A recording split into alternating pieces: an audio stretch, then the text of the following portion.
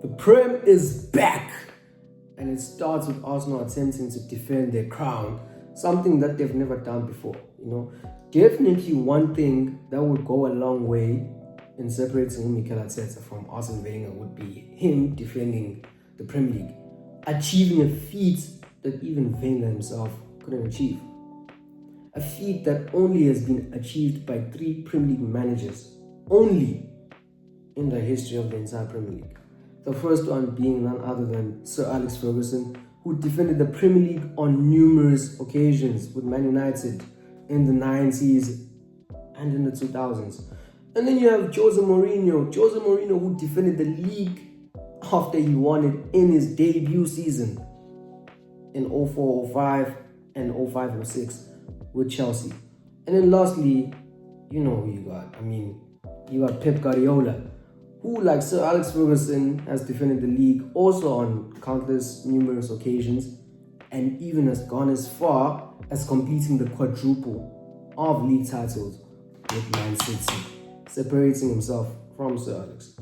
Now, back to the game. From Arsenal's point of view, Arsenal couldn't have gotten an easier game.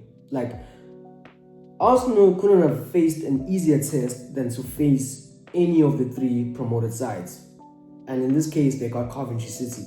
Honestly, this game is a mismatch on paper. The scoreline could get spooky. If Arsenal are on it today, it could get to 4 or even 5. As I'm saying that, I'm just hoping it doesn't, of course. The season has only just started, but goal difference could play a huge factor in whoever wins the league this season, if the title race goes that far. But to be honest, I don't see Coventry City getting anything at the Emirates. Other than a battering, other than a beatdown to welcome them back into the Premier League. The fact that the game is at the Emirates instead of Coventry, it makes me actually think that they're not even going to score. They're probably not going to score. Would you actually be surprised if Arsenal keep a clean sheet in this game? If they win 5-0, if they win 4-0, would you be surprised? When you look at the 2 head-to-head games, at the head-to-head games between these 2 teams, it is even spookier. The last time Coventry City beat Arsenal in any competition, it was in 1999. Where were you in 1999? I know where I was. Nowhere to be seen. I wasn't even born yet, let alone thought of. But where were you? Where were you? And the last time they beat Arsenal away was in 1993, which ironically was game week 1. So make of that what you will. Honestly, is it deja vu or is it just a coincidence? And then from the point of view of Coventry City, I actually doubt that their fans really care about this fixture in terms of getting a result, if I can put it that way. What they care about is what this fixture represents. It represents Coventry City coming back into the Premier League for the first time in 25 years. And honestly, I think they're just going to be buzzing to be back in the Premier League. Who would have thought that when they got relegated back in 2001, that they would only come back 25 years later? Who would have thought?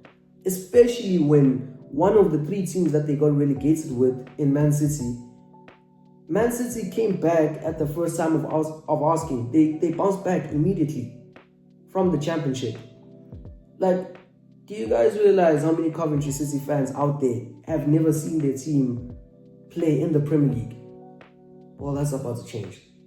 Prayers will finally be answered tonight, We'll see tears of joy tonight and not of sadness.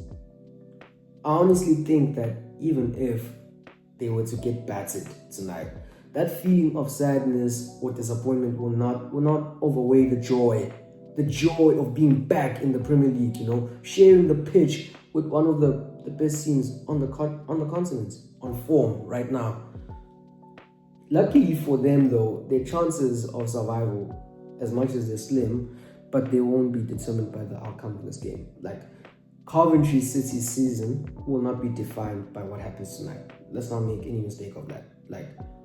But I do think that there's a couple of things that Frank Lampard will be able to learn after this game. Like, for example, what positions they'll still need strengthening in, because if there's one team in the country that'll be able to expose all the holes that Coventry City need to patch up before the transfer window ends, it's Arsenal. Like, there's no one at this point in time better than Arsenal. Anyways, guys, if you've made it this far into the video, then clearly you found it insightful and you enjoyed it. Please consider giving me a like, a comment, or even subscribing to the channel. You know, it's free. It's absolutely free of charge, and it actually goes a long way in helping me and helping YouTube push my content across the platform, you know, in search of viewers like yourselves. Anyways, guys, bye for now. Big up for you. Big up yourselves. More importantly, peace and love, peoples. I am out.